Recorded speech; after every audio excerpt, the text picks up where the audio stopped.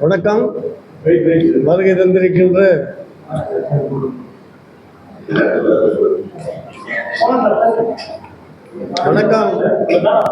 தந்திருக்கின்ற தமிழ் செய்தியாளர்கள் அனைவருக்கும் எங்களுடைய தமிழர் தேசிய அரசியல் கூட்டமைப்பினுடைய வணக்கத்தையும் நன்றியும் வாழ்த்துக்களையும் தெரிவித்துக் கொள்கின்றோம். வருகின்ற 2026 சட்டமன்ற தேர்தலை பற்றிய சந்திப்பு இது. ஏறத்தாழ பல தேர்தல்களை தமிழ்நாடு கண்டுவிட்டது. விடுதலைக்கு முன்னாலும் தேர்தல் இருந்தது, விடுதலைக்கு பின்னாலும் இருந்தது. விடுதலை அடைந்த பின்னால் தமிழ் தேசியம் எழுந்த பொழுது திராவிட கட்சிகள் ஆட்சிக்கு வந்தன. இந்த திராவிட கட்சிகள் ஆட்சிக்கு வந்த பின்னால் தமிழ்நாடு பெற்ற நன்மைகளை பற்றி நாம் சிந்தித்து பேச வேண்டிய ஒரு நெருக்கடியான காலம் இது. ஏறத்தாழ 60 ஆண்டுகளை தாண்டுகின்றது. 60 ஆண்டு காலத்தில் திராவிட தேசியம் தமிழ்நாட்டில் இருக்கின்ற மக்களுடைய வளங்களை எல்லாம் சுரண்டி எடுத்து தன்மையப்படுத்தி அழித்து விட்டது. தமிழருடைய செல்வாக்குகள் எல்லாம் இன்றைக்கு தமிழ்நாட்டுக்கு உள்ளேயே இல்லை, தமிழ்நாட்டுக்கு வெளியே என்பதை நாம் அடுத்து பார்க்கலாம். தமிழ்நாட்டுக்குள்ளேயே எந்த வணிகமும், எந்த தொழிலும், எந்த கல்வியும், அறிவும் தமிழர்களுடையதாக இல்லை. தமிழர்கள் மிகப்பெரிய அறிவாளிகளாக இன்றைக்கு இல்லை. கடந்த காலங்களில் வழங்கிய பாரத் ரத்னா போன்ற பட்டங்களை எல்லாம் பெறுகின்ற தகுதியோடு இன்றைக்கு தமிழ்நாட்டில் இருக்கின்ற எந்த தலைவரும் எந்த மக்களும் இல்லை. விளையாட்டுகளை எடுத்துக்கொண்டால் கூட விளையாட்டுகள் அது தமிழருடைய பழந்தமிழ் விளையாட்டுகளாக இல்லாமல் இருக்கின்ற நிலையில் கூட கிரிக்கெட் போன்ற விளையாட்டுகளில் தமிழ்நாட்டினுடைய வீரர்களை சேர்க்கின்ற ஒரு தன்மை இல்லாத ஒரு நாடாக அரசாக இன்றைக்கு இருக்கின்றது. தென்னாப்பிரிக்காவுடைய விளையாட்டு அணியில் கூட 3 தமிழர்கள் இருப்பதாக நாம் கேள்விப்படுகின்றோம், மிகவும் பெருமைப்படுகின்றோம். அதே போன்று அமெரிக்காவுடைய அரசியலை எடுத்துக்கொண்டால் அங்கே கமலா ஹாரிஸ் என்கின்ற ஒரு தமிழ் பெண் ஒரு பெரிய அரசியல் தலைவராக உருவெடுத்திருக்கின்றார். ஆனால் இன்றைக்கு இந்திய அளவிலே எடுத்தால் இந்திய அளவிலே தமிழர்கள் தமிழ்நாட்டினுடைய அரசியல் தலைவர்கள் என்று யாரையும் சொல்லிவிட முடியாது. தமிழ்நாட்டிற்குள்ளேயே தமிழர்களுடைய தலைமை என்பது இல்லாமல் போய்விட்டது. திராவிடன் என்பது கூட தமிழ்நாட்டு மக்களுடைய எழுச்சியினுடைய உரைதான் அது. திராவிடம் என்பதும் தமிழர்களுடைய இன்னொரு பெயர்தான் அது. தென்னாட்டில் இருந்தவர்களை திராவிடர்கள் என்று ஆரியவர்களோ அல்லது வட இந்தியர்களோ குறிப்பிட்டதாக வரலாறு. ஆனால் அப்படி குறிப்பிட்ட வரலாறு இன்றைக்கு தமிழர்களுடைய கையிலே இல்லாமல் இருக்கின்றது. தமிழ்நாட்டிற்கு உள் வந்தவர்களுடைய ஒரு பெருமைகளை பேசுகின்ற நிலைதான் தமிழ்நாட்டில் இருக்கின்றது.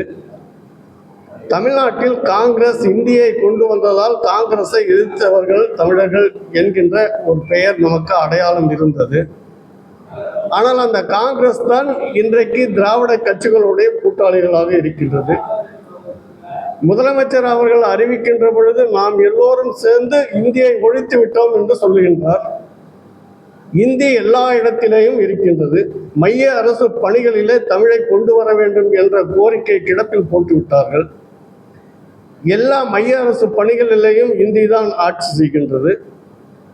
அதே போன்று தமிழ்நாடு அரசு பணிகளிலே எடுத்துக்கொண்டால் தமிழ்தான் ஆட்சி என்று 1954 வருடத்தினுடைய ஆட்சி மொழி சட்டம் சொல்லுகின்றது. ஆனால் இன்றைக்கு தமிழ்நாட்டில் எந்த அறிக்கையும் தமிழில் இல்லை. எல்லா துறைகளிலேயும் தமிழ் கிடையாது. எல்லா இடங்களிலேயும் தமிழ் விளம்பரங்கள் கிடையாது, பேச்சு வழக்குகள் கிடையாது. வழக்கு மன்றங்களிலே தமிழ்தான் நடைமுறை என்ற சட்டம் நியாதி இன்றைக்கு கிடையாது. இப்படியே பார்த்தால் தமிழ்நாடு தமிழர்களுடைய நாடாகவும் இன்றைக்கு இல்லையே என்கின்ற வருத்தம் எழுந்ததனுடைய விளைவுதான் இன்றைக்கு தமிழ் தேசிய அரசியல் கூட்டமைப்பு. தமிழ் தேசிய அரசியல் கூட்டமைப்பை ஏறத்தாழ 5 ஆண்டுகளுக்கு 6-7 ஆண்டுகளுக்கு முன்பே நாங்கள் தொடங்கிவிட்டோம். ஆனால் வளர்ச்சி பெறுவதற்கான வாய்ப்புகள் மிக குறைவாக இருக்கின்றது. ஏன் வாய்ப்புகள் இல்லை என்றால் மக்கள் எல்லாம் இன்றைக்கு எந்த அரசியல் தலைவரையும் அல்லது அரசியலுக்காக நாட்டு மக்களுக்காக இருக்கின்றவர்களையும் அடையாளப்படுத்துகின்ற ஒரு தன்மை இன்றைக்கு இல்லாமல் இருக்கின்றது. அரசியல் என்றால் உழைக்கின்ற மக்களுடைய கையிலே இருக்க வேண்டும், உண்மையிலேயே அறிவாளர்களுடைய கையிலே இருக்க வேண்டும். ஆனால் இன்றைக்கு அரசியல் என்பது திரைப்படத்துறையை சார்ந்தவர்களுக்கு, நடிக்க வருகின்றவர்களுக்கு ஒரு பெரிய ஆவலை தருகின்ற ஒரு இடமாக இன்றைக்கு அரசியல் இருக்கின்றது. ஒரு காலத்தில் கோடம்பாக்கம் என்றால் திரைப்படத்துறை என்று அடையாளம் இருந்தது. ஆனால் இன்றைக்கு கோடம்பாக்கம் அழிந்து விட்டது. இன்றைக்கு முழு அடையாளமாக தமிழக அரசினுடைய தலைமை செயலகம் தான் இருக்கின்றது. ஒரு நடிகர் பேசுவதை போலவே முதலமைச்சர் பேசுகின்றார். ஒவ்வொரு 5 ஆண்டுக்கு ஒரு முறையும் அரசியல் கட்சிகள் பேசுகின்றன. ஒவ்வொரு 5 ஆண்டு கடந்த பின்னால் மறுபடியும் புது புது கொள்கைகளை தருகின்றன, புது புது பேச்சுகளை பேசுகின்றன. இன்றைக்கு தமிழ்நாடு அறிவில் சிறந்த, கல்வியில் சிறந்த நாடாக இருந்த தமிழ்நாடு இன்றைக்கு வெற்று போதைகளுக்கு அடிமையாக இருக்கின்றது. ஒரு பக்கம் பார்த்தால் திரைப்பட மோகம், இன்னொரு பக்கம் பார்த்தால் போதை குடியல்கள், போதை சாராயங்களை விற்கின்ற ஒரு அரசு இந்த உலகத்திலேயே எங்கேயும் இருக்காது. உலகத்திலேயே மக்களை ஏமாற்றுவதற்கும் போதைக்கு அடிமையாக்குவதற்கும், அவர்களை ஏமாற்றி அவர்களிடமிருந்து வாக்குகளை பறிப்பதற்கு, பொய் சொல்லுவதற்குமாக ஒரு பெரிய தீண்டாம அரசியல் இன்றைக்கு நிலவுகின்றது. மக்களுக்கும் அரசியல் கட்சிகளுக்கும் எந்த ஒரு உடன்பாடும் கிடையாது. யாரை யாரும் தொட்டு வணங்குவது கிடையாது. கடந்த தேர்தலில் சொன்ன உறுதிமொழிகளை எல்லாம் இன்றைக்கு படித்து பார்த்து அவர்கள் வெட்கப்படுவதும் இல்லை. இந்த சூழ்நிலை தொடங்குகின்ற நேரத்தில் தான் நாம் இப்பொழுது தமிழர்களை காப்பாற்ற வேண்டும், தமிழ்நாட்டு மக்களை காப்பாற்ற வேண்டும், தமிழ் நிலத்தை காப்பாற்ற வேண்டும். ஒரு நேரத்தில் ஆந்திரம் எழுந்தது, எங்களுக்கென்று தனி மாநிலம் வேண்டும் என்று. அந்த போராட்டத்தில் தமிழர்கள், தமிழ்நாட்டினுடைய தலைவர்களாக இருந்தவர்கள் எல்லாம் எழுந்தார்கள். எங்களுடைய மண், எங்களுடைய மண்ணை காப்பதுதான் எங்களுடைய வேலை என்று வடக்கிலே மங்களங்களார், மாப்போசி போன்றவர்கள், தெற்கிலே எடுத்துக்கொண்டால் எல்லோரும் கன்னியாகுமரி நம்மை விட்டு போய்விட்டது. திருவனந்தபுரம் மலையாளத்தினுடைய தலைநகராக இன்றைக்கு இருக்கின்றது. ஆனால் அதையெல்லாம் மீட்டெடுக்க வேண்டும். கர்நாடகத்திலே இருக்கின்ற கால் பகுதி தமிழ் பகுதிகள் என்று போராட்டம் நடத்தியவர்களுடைய ஒரு உதிரத்தில் சிந்திய இரத்தத்தில் பிறந்ததுதான் இன்றைக்கு இருக்கின்ற தமிழ்நாடு. ஆனால் இன்றைக்கு இருக்கின்ற அந்த தமிழ்நாடும் இன்றைக்கு தமிழர்களுடைய நாடாக இல்லையே. தமிழ் படிக்கின்ற நம்முடைய பிள்ளைகளுக்கு தமிழ் பாடம் நடத்துவது கடமையாக இல்லையே. தமிழ்நாட்டு அரசியல்வாதிகள் எல்லாம் மேடைக்கு ஒவ்வொரு பேச்சு பேசுகின்றார்கள். முதலமைச்சரை பார்த்தா அவர் ஏதோ ஒரு அரைக்குறை சட்டையில வர்ற மாதிரி இருக்கு. வேட்டி சட்டையை காணுமே தமிழர்களுடைய உடுப்பாக இருக்கின்றது. ஒவ்வொரு மொழிக்கும் ஒவ்வொரு இனத்திற்கும் ஒரு அடையாளம் இருக்கு. அந்த அடையாளம் எல்லாம் காப்பாற்றப்பட வேண்டும். அந்த காப்பாற்றப்படுவதற்காகத்தான் தேர்தல் அரசியல். அப்படி வருகின்றவர்கள் சொல்லுகின்ற உறுதிமொழிகள் எல்லாம் நடைமுறைப்படுத்தியிருந்தால் இன்றைக்கு இந்தியாவில் மட்டுமல்ல, உலகத்திலேயே மிகச்சிறந்த ஒரு நாடாக தமிழ்நாடு இருந்திருக்கும் என்பதுதான் நம்முடைய வேதனை. தமிழர்கள் எங்கெங்கெல்லாம் இருக்கின்றார்கள், அங்கெங்கெல்லாம் தமிழை படிக்கின்றார்கள். தமிழ் படித்து அவர்கள் அறிவாளிகளாக இருக்கின்றார்கள். அவர்கள் படைத்ததுதான் இன்றைக்கு கணினி என்ற ஒரு சொல். மலேசிய, சிங்கப்பூர் தமிழர்கள் கொடுத்ததுதான் கணினி என்ற தமிழ்ச்சொல். அந்த கணினிலே இருக்கின்ற அத்தனை செயல்பாடுகளையும் தமிழ்படுத்தியவர்கள் மலேசிய, சிங்கப்பூர் தமிழர்கள். ஆனால் அவர்களை பற்றி இன்றைக்கு இருக்கின்ற அரசியல்வாதிகளுக்கு தெரியாது, மக்களுக்கே தெரியாது, தமிழர்களுக்கே தெரியாது. ஒரு ஒற்றுமையே இல்லாமல் போய்விட்டதே. வெளிநாடுகளிலே எடுத்துக்கொண்டால் இந்தியாவில் இருக்கின்ற மக்களிலே நாம் தான் பல்வேறு நாடுகளிலே தமிழர்கள் தான். ஆனால் என்ன ஒற்றுமை இருக்கு? சிங்கப்பூரினுடைய பிரதம மந்திரி தமிழர் இன்னைக்கு. ஆனால் தமிழ்நாட்டினுடைய முதலமைச்சர் தமிழ்னா வருவானான்றது கேள்விக்குறி இருக்கு. எப்படி வர முடியும்? எல்லாரையும் சாதியை வைத்து பிரி என்று பிரித்து விட்டார்கள். சாதியை வைத்து உயர்ந்தவன் என்பது ஒரு ஜாதி, தாழ்ந்தவன் என்பது ஒரு ஜாதி, இன்னொரு ஜாதி, அந்த ஜாதி, இந்த ஜாதி பிரித்து கடைசியாக சாதியே இல்லை. அப்ப சாதி யாருக்கு? திராவிடர்களுக்கு மட்டும் இருக்குது. அவங்க மட்டும் ரெட்டியார்னு வைக்கலாம், அவங்க மட்டும் நாயுடுன்னு பாலத்துக்கு வைக்கலாம். தமிழ்நாட்டினுடைய செக்கு இழுத்தவர், செக்கை இழுத்து தன்னுடைய உயிரை கொடுத்த சிதம்பரனாருடைய பெயரை எங்க வச்சிருக்கீங்க? சிதம்பரனார் என்று சொல்லுகின்ற சிதம்பரம் பிள்ளை நம்ம சொல்றோமா? நாம நம்ம ஜாதி பேர்களை மறந்துட்டோம், தேவையில்லை. ஏன்னா எல்லோரும் நாம் சமம். தமிழனாக பிறந்தவன் எல்லாம் ஒரே சாதி. தமிழரில் சாதி மதங்கள் இல்லை, தமிழர் எல்லாம் ஒரு தாய் பிள்ளை.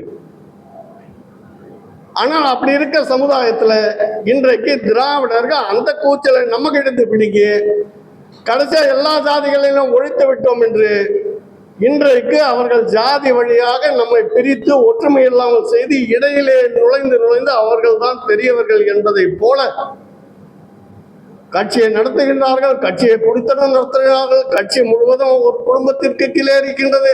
வந்தவர்களே அடுத்த தேர்தலில் வெல்லுவார்கள், அவர்களே ஆட்சி பிடிப்பார்கள். அடுத்த தேர்தலில் இன்னொருவரை இவர் குறை சொல்வார். திட்டுவதும் பேசுவதும் தான் அரசியல் என்று ஆன பின்னால் தமிழ்நாட்டில் எது இருக்கும்? தமிழ்நாட்டில் உயர்ந்த பதவியில் இருக்க ஒரு தமிழனை சொல்லுங்க பார்ப்போம். யாரையாவது ஒரு ஆளை சொல்லுங்க. தமிழ்நாட்டில் இந்த திராவிட கட்சிகள் வந்த பின்னால் இவர் தான் தொழில் அதிபர் ஆனார்னு யாரையாவது ஒருத்தரை காட்டுங்க. தமிழ்நாட்டில் முழுதையா நடிக்கின்ற ஒரு சினிமா நடிகை கூட தமிழன் இல்லையே. படம் எடுக்கிறவன் தமிழன் இல்லையே, பாடுறவன். ஆனா கைத்தட்டுறவன் மட்டும் தமிழனா இருந்தால், தமிழர்கள் கைத்தட்டுவதற்கு மட்டும் இருந்தால் தங்களுடைய கையை நீட்டி அளிக்கின்ற வாக்குகளை யாருக்கு தருவார்கள் சொல்லுங்க. தமிழர்கள் சிந்திக்க வேண்டிய நேரம். நாம் யாரையும் நீ அந்த மொழி இந்த மொழி என்றெல்லாம் பேசுவதில்லை, பிரிப்பதில்லை. ஏனென்றால் தமிழர்கள் என்றால் எல்லோரும் சகோதரத்துவம். வட இந்தியாவுக்கு போனாலும் சரி, தென்னிந்தியாவில் இருந்தாலும் சரி, வேற எந்த நாடுகளுக்கு சென்றாலும் சரி. ஆனால் தமிழர்கள் தலை நிமிர்ந்து நிற்பதற்கு ஒரே ஒரு அடையாளம் இருக்கின்றது. அந்த அடையாளம் இருந்தால்தான் மற்றதெல்லாம் கிடைக்கும். அந்த அடையாளம் என்னன்னா அரசியல். அரசியல் வெல்லாமல், அரசியலை நாம் பின்தொடராமல், அரசியலை கைக்கொள்ளாமல், ஆட்சியை நம்முடைய கைக்குள்ளே வைத்திருக்காமல் யாரும் அஞ்ச மாட்டார்கள். நீங்க ராஜாஜி வந்தா அவரை பாப்பான்னு நாம வெறுத்தோம். காமராஜர் வந்தா நாடார்னு வெறுத்தோம். இன்னும் யாராவது ஒருத்தர் வந்தா அவரை பறையர் என்றும், அவரை இன்னொரு சாதி என்றும். அப்ப நம்முடைய ஒற்றுமைகளை திராவிடம் கிள்ளி எரிந்து விட்டது. நாமெல்லாம் படிக்கும் போது கோனார் நோட்டு புத்தகத்தை தான் வாங்கி படிச்சோம். தமிழ் உரை கோனார். ஆனா இன்றைக்கு யாருக்கு எந்த அடையாளமும் இல்லாம போய்விட்டது. இந்த அடையாளங்கள் நிலைப்படுத்த வேண்டும் என்பதுதான் தமிழ் தேசிய அரசியல் கூட்டமைப்பினுடைய ஒரே ஒரு நோக்கம். நாம தமிழர்களாக இருந்தால்தான் மற்றவங்களுக்கு ஏதாவது செய்ய முடியும். நாம குடும்பமாக இருந்து வீட்டில் அடுப்பத்தை வச்சு சமைச்சாதான் மற்றவர்களுக்கு பரிமாற முடியும், ஒரு விருந்து வைக்க முடியும், ஒரு அறிவுரை தர முடியும். ஒரு திருவள்ளுவர் வருவார், ஒரு நாலடியார் நூல் வரும், ஒரு சிலப்பதிகாரம் வரும். 5000 காப்பியங்களை போல 5000 காப்பியங்கள் இந்த பூமியிலே வரும். அப்ப நாம நம்முடைய அடுப்ப பத்த வைக்கிறதை இன்னொருத்தர்கிட்ட கொடுத்துட்டா நம்ம வீடு சாப்பாட்டை நாமளே கையேந்தி இலவசங்களாக வாங்க வேண்டியது வரும். இலவசங்க எதுக்கு? வாக்களித்தவங்களுக்கே ஏழையாக்குறது, வரி கட்டுறவங்க காசை வாங்கிட்டு அவங்களுக்கு இலவசம்ன்றது. அப்புறம் இன்னும் யார்கிட்டயோ கோடிக்கணக்கில் லட்சக்கணக்கில் லட்சம் கோடி 10,000 கோடிகளுக்கு மேல் இன்றைக்கு தமிழ்நாடு அரசு கடன்ல இருக்கு. இந்த கடன்கள் எல்லாம் யார் தீர்ப்பது? அதற்கு தன் உரிமை வேண்டும். தமிழர்களுக்கு இந்த மண் உரிமை வேண்டும். தமிழ்நாட்டை தமிழர்கள் ஆளுகின்ற நிலை வேண்டும். தமிழ்நாட்டு பிள்ளைகள் எல்லாம் தமிழிலே படித்து முன்னேறுகின்ற காலம் நிலைத்திருக்க வேண்டும். உலக வரலாற்றினுடைய புத்தகங்களை புரட்டி பாருங்க, பக்கங்களை பக்கம் புரட்டுங்க. ஒவ்வொரு மொழிக்கும் வயது இவ்வளவுதான் நீட்டு வரும். மலையாளத்துக்கு எடுத்துக்கிட்டா 500 ஆண்டுகள், தெலுங்குக்கு எடுத்தா 1000 ஆண்டுகள், கன்னடத்துக்கு எடுத்தா 1500 ஆண்டுகள். இன்னும் அப்படியே போன சம்ஸ்கிருதம் கூட இடையில தான் தோன்றியது.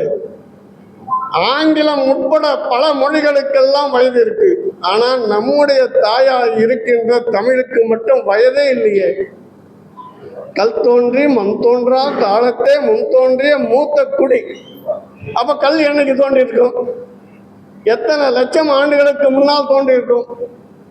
அந்த கல் வெடித்து சிதறி அது மண்ணாகி, அப்படி மண்ணாகிறதுக்கு முன்னே தோன்றணும்னா மனிதன் தமிழன்.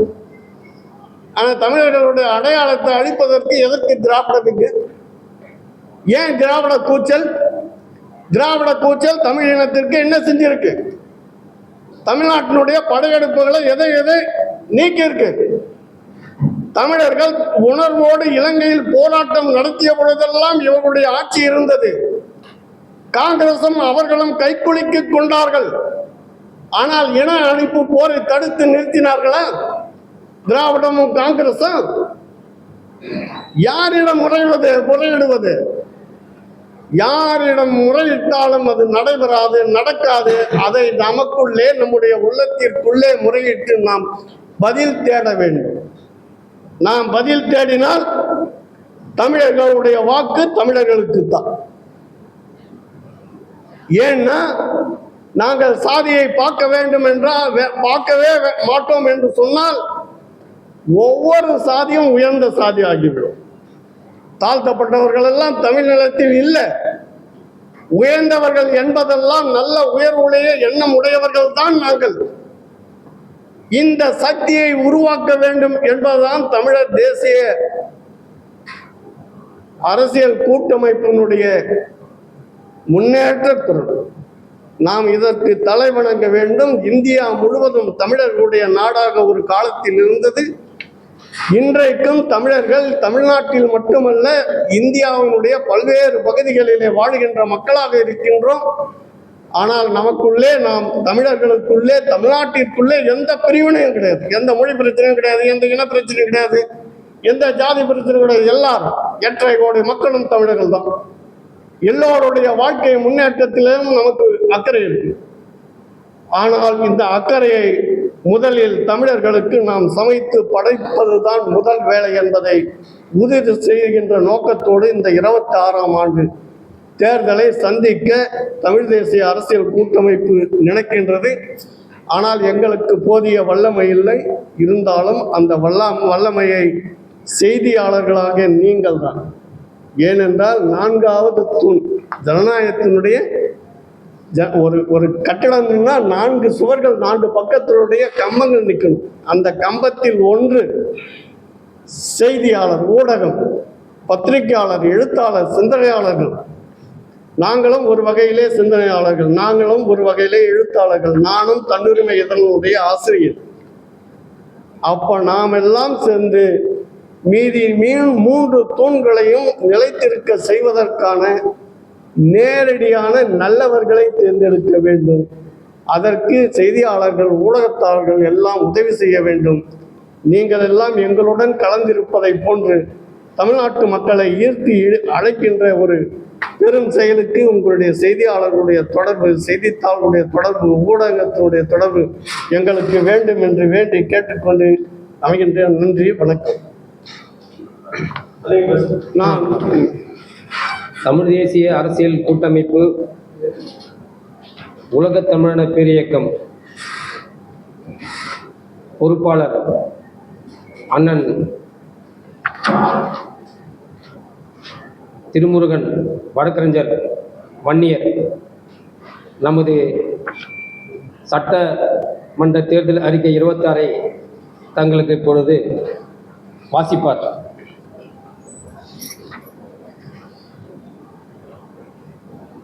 சென்னை பத்திரிகையாளர் சங்கத்திற்கு அனைவருக்கும் முதற்கண் என் வணக்கத்தை தெரிவித்துக் கொள்கிறேன். தமிழ் தேசிய அரசியல் கூட்டமைப்பு பற்றி ஐயா தமிழ் தேசிய அரசியல் கூட்டமைப்பினுடைய ஒருங்கிணைப்பாளர் ராமச்சந்திரன் ஐயா அவர்கள் திராவிடத்தினுடைய மிகப்பெரிய அயோக்கியத்தனங்களை அழகாக நம்மிடம் பட்டியலிட்டு சொன்னார். இதை பேச வேண்டுமானால் நீண்ட நேரம் ஆகும். ஆகையால் நம்முடைய தமிழ் தேசிய அரசியல் கூட்டமைப்பினுடைய தேர்தல் அறிக்கை மற்றும் சுருக்கமாக வாசிக்கிறேன். 10 படிங்க. முதல் தேர்தல் அறிக்கை. தமிழின சமுதாய கலப்பினம் இல்லாத தமிழ் இனங்கள், தமிழ் குடிகள் மட்டுமே வேட்பாளர்களாக நிறுத்துவது என்பது நமது அனைவரின் கடமையாக கருதுவோம். அடுத்த இரண்டாவது தேர்தல் அறிக்கை. 234 தொகுதிகளிலும் முழுமையாக நாம் தமிழினம் சமுதாயங்களில் நிற்க முடியவில்லை என்றாலும் ஒரு தொகுதியில் இருந்து 50 தொகுதி, 100 தொகுதியில் இருந்து 150 தொகுதியில் ஒருங்கிணைந்து முயற்சி மேற்கொள்வோம். 2026 சட்டமன்ற தேர்தலில் போட்டியிடுவோம். மூன்றாவது தேர்தலில் உலகை வழிநடத்திய நம் முப்பாட்டன் முன்னணியில் அனைவரும் உறுதியேற்போம். நம் செம்மொழி தமிழ் மொழியை உலக மொழிகளில் முதன்மையான மொழியாக நம் இந்திய ஒன்றியத்தில் முதன்மைப்படுத்துவோம். நான்காவது அறிக்கை.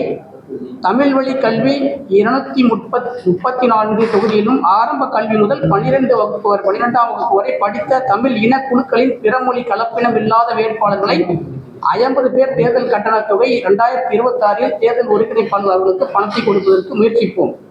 5வது தேர்தல் அறிக்கை. தேர்தல் 1 மாவட்டத்திற்கு நம்மால் முடிந்த ஒரு பொதுக்கூட்டம் நடத்துவதற்கும் தீர்மானிக்கலாம். தமிழின தலைவர்கள் ஆலோசனை கேட்டு செயல்படுவோம். 6வது தேர்தல் அறிக்கை. தமிழின கலப்பினம் இல்லாத வேட்பாளர்கள் அந்த தொகுதியின் அவர்கள் புகைப்படம் மற்றும் அந்த மாவட்டத்தில் தேர்தல் 2026 சட்டமன்ற தேர்தலில் சேவை செய்ய பொறுப்பு ஏற்பார். புகைப்படம் கண்டிப்பாக இடம்பெற வேண்டும். 7வது தேர்தல் அறிக்கையில் ஒரு தொகுதிக்கு 1000 முதல் 50,000 துண்டு அறிக்கைகளை வெளியிட்டு 1 லட்சம் வரையான துண்டு அறிக்கைகளையும் வெளியிடுவோம். 1000 முதல் வால் போஸ்டுகளை வெளியிட்டு நமது பிரச்சாரங்களை கொண்டு செல்வோம். 9வது தேர்தல் அறிக்கை. தொகுதியில் போட்டியிடும் வேட்பாளர்கள் அவர்கள் தொகுதியில் திருமுனை கூட்டம், பொதுக்கூட்டம் அவரவர் சொந்த செலவில் செய்து கொள்வார்கள். ஒருங்கிணைப்பு குழு ஆலோசனை மற்றும் தேர்தல் குழு ஆலோசனைப்படி நடந்து கொள்வது அவசியம், முக்கியம். 10வது அறிக்கை. நம் தமிழின சமுதாய சமூக இலக்கு நம் தமிழ் மொழி இந்திய ஒன்றியத்தின் அந்தந்த மாநிலத்தில் பேசக்கூடிய தாய்மொழி முதன்மை மொழியாகவும், ஆங்கிலம் 2வது மொழியாகவும், 3வது மொழியாக தமிழ் மொழியை இணைப்பது. தமிழின தலைவர்கள் அனைத்து தமிழின குடிகளின் நமது அனைவரின் இலக்கை ஒருங்கிணைத்து உறுதியேற்போம். 11வது அறிக்கை. நம் இனக்குழுக்கள் கலப்பினம் இல்லாத தமிழ் குடிகள் தொலைநோக்கு பார்வை கொண்ட தமிழர்களின் ஒற்றுமை ஒருங்கிணைப்பது இனக்குழுக்களின் தலைவர்களை கடமையாக நாம் உருவாக்குவோம்.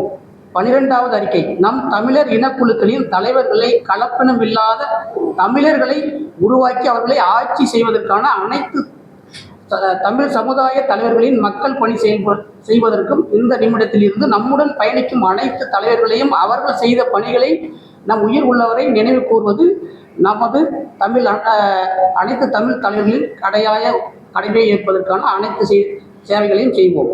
13வது அறிக்கை. இந்திய மாநில கட்சிகள் அவர்கள் மொழிகளையும் மத இறையாண்மையையும் பெரியவர்களையும் கண்டிப்பாக தமிழ் இன குடி தலைவர்களை போற்றி அவர்களை நட்பு கரம் கொண்டு நேசிக்க வழிவகை செய்வோம்.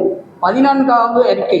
இந்திய ஒன்றியத்தில் அனைவரும் நமது உடன் பிறந்த சகோதர சகோதரிகள். நம் தமிழின மொழியை 50,000 ஆண்டுகளுக்கு முன் அனைவரும் பேசியவர்கள். இதை நமது முன்னோர்கள் கல்வெட்டுகளில் தொல்காப்பியம் மற்றும் திருக்குறள் மூலமாக உலகிற்கு எடுத்துச் சொன்ன கருத்துக்களை செயல்முறைப்படுத்துவோம். 15வது அறிக்கை. நமது முன்னோர்கள் வாழ்ந்த சிந்து சமவெளி நாகரிகம் இதற்கு எடுத்துக்காட்டு. கீழடி அகழ்வாராய்ச்சி மற்றும் பல கல்வெட்டுக்கள் உதாரணம். தமிழ் சங்கம் உதாரணம். தஞ்சை பெரிய கோயில் வரலாற்று ஆவணங்களை வருங்கால தமிழ் சந்ததியினர்களுக்கு அதன் பெருமைகளை எடுத்துரைப்போம். 16வது அறிக்கை. ஒவ்வொரு தொகுதியிலும் 20க்கும் மேற்பட்ட சிறு குறு தொழில் வியாபாரங்களை முதன்மைப்படுத்துவோம். முதற்கட்டமாக 100 முதல் 200 நபர்களுக்கான வேலைவாய்ப்பு திட்டங்களை உதவி செய்வோம். 17வது அறிக்கை. 234 தொகுதிகளில் போட்டியிடும் வேட்பாளர்கள் பட்டியலில் பிறமொழி வேட்பாளர்கள் எத்தனை நபர்கள் தமிழகத்தில் போட்டியிடுவது என்பதை தெரியப்படுத்தி அவர்களை புறக்கணித்து நமது தாய்மொழி தமிழாக கொண்டவர்களுக்கு வாக்களிக்க ஆவணம் செய்வோம். 18வது அறிக்கை. நம் அனைத்து தமிழ் கலப்பினம் இல்லாத இனக்குழுக்களின் தலைவர்களையும் மண்ணையும் மக்களையும் நேசிக்கும் உண்மையான தமிழின தலைவர்களையும் போல நினைவு கூறுவது முப்பாட்டன் திருவள்ளுவர், தொல்காப்பியர், ராஜராஜ சோழன், முத்திரையர் அரசர்கள், சேரர்கள், பாண்டியர்கள் மற்றும் தமிழின அரசர்கள், தமிழின மத தலைவர்கள், தமிழின வரலாற்று ஆசிரியர்கள் மற்றும் 21ஆம் நூற்றாண்டில் நினைவுபடுத்த தமிழின சமூக சமுதாய தலைவர்கள் தாத்தா இரட்டைமலை சீனிவாசன், செக்கெழுத்து செம்மல், வ.உ.சி. பிள்ளை, பசுமன் முத்துராமலிங்க தேவர், ஐயா காமராசர், வேலுநாச்சியார், தமிழரசு போன்ற வேலுப்பிள்ளை, பிரபாகரன், பொது உடைமை தலைவர் சிங்காரவேலன், சென்னை மீட்டெடுத்த மாப்போசி ஐயா பொது உடைமை தலைவர் மற்றும் அனைத்து தமிழ் சமூகத்திற்கும் சேவை செய்த அனைவர்களையும் முன்னிறுத்தி 2024 சட்டமன்ற தேர்தலில் பிறமொழி கலப்பெண் இல்லாதவர்களை தேர்ந்தெடுக்க நாம் உறுதி பூணுவோம். 19வது அறிக்கை.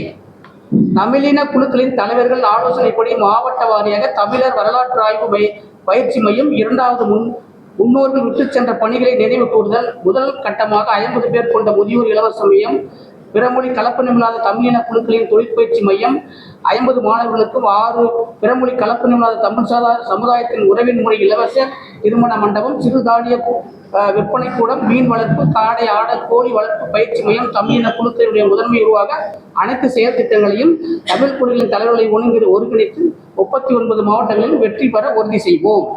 20வது அறிக்கை. தமிழ் குழுக்களில் உள்ள மக்கள் தொகை அடிப்படையில் 234 தொகுதிகளிலும் வேட்பாளர்களை நிறுத்துவோம். 2026 சட்டமன்ற தேர்தலில் நாம் அதற்கான முன்னெடுப்பை செய்கிறோம்.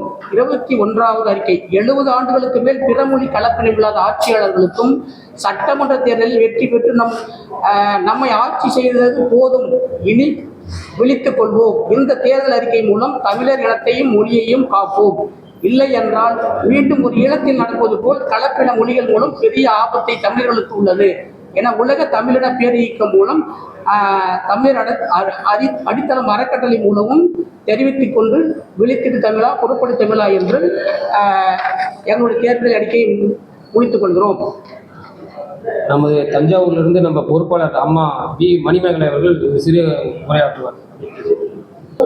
இசானத்தூர் மாவட்டம், புதுக்கோட்டை மாவட்டம், கந்தர்வக்கோட்டை தாலுக்கா, கந்தர்வக்கோட்டை தாலுக்கா, இசானத்தூர் பஞ்சாயத்து. அந்த பஞ்சாயத்திலேருந்து என் பேர் வி மணிமேகலை. அவர்கள் பார்த்து படிக்கிறேன். ஆனால் அந்த பேச்சாளர், இந்த டிவியில் எழுத்தாளர், டிவியில் சொல்பவர்கள் எல்லாருக்கும் என்னோட நன்றியை தெரிவித்துக் கொள்கிறேன். இப்படிக்கு வி மணிமேகலை. வணக்கம். தமிழ் தேசிய அரசியல் கூட்டமைப்பு ஜெயபிரகாஷ்.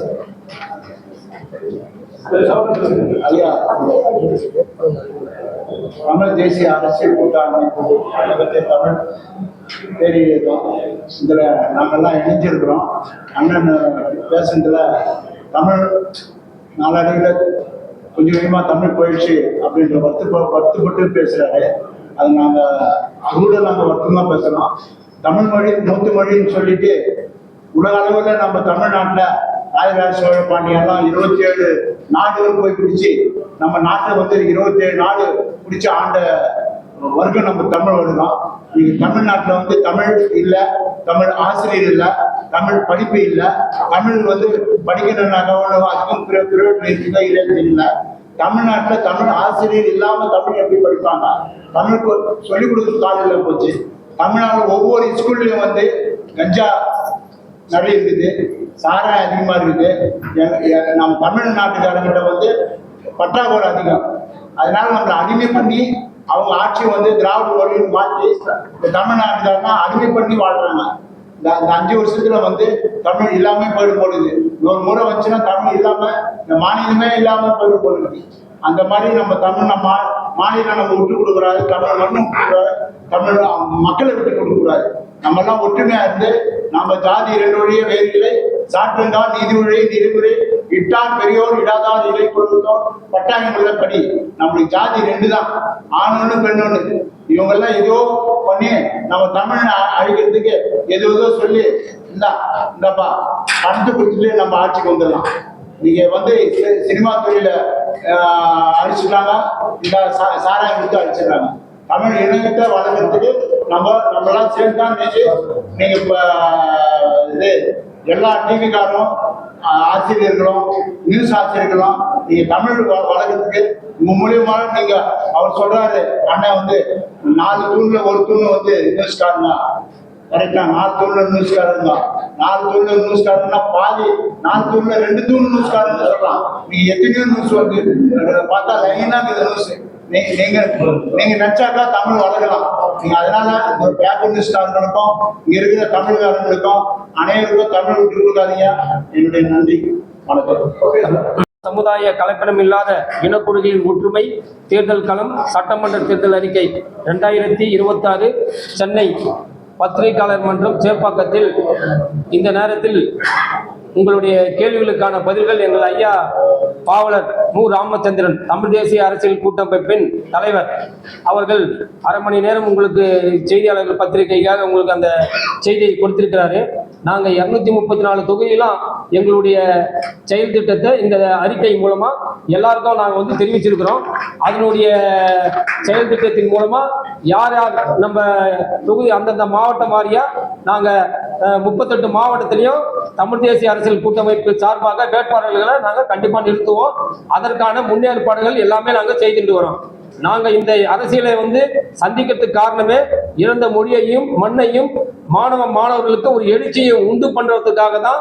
நாங்கள் பொருளாதார நெருக்கடியில மிகவும் பின்தங்கி இருந்தாலும் இதற்கான ஒரு கருத்தை நாங்கள் கண்டிப்பா சொல்ல வேண்டும் என்ற முறையில எங்க தலைவர் பாவலர் மு. ராமச்சந்திரன் அவர்களுடைய ஐயாவின் முன்னிலையில இந்த தமிழ் தேசிய அரசியல் கூட்டமைப்பை உலக தமிழர் பேரியக்கம் தமிழர் தன்னுரிமை கட்சி இணைந்து நாங்கள் 234 தொகுதிகளிலும் பிறமொழி கலப்பில்லாத வேட்பாளர்களை நிறுத்துவோம் என்று இந்த 2026 இந்த சென்னை பத்திரிகை மன்றத்தை தெரிவித்துக் கொள்கின்றோம். நன்றி.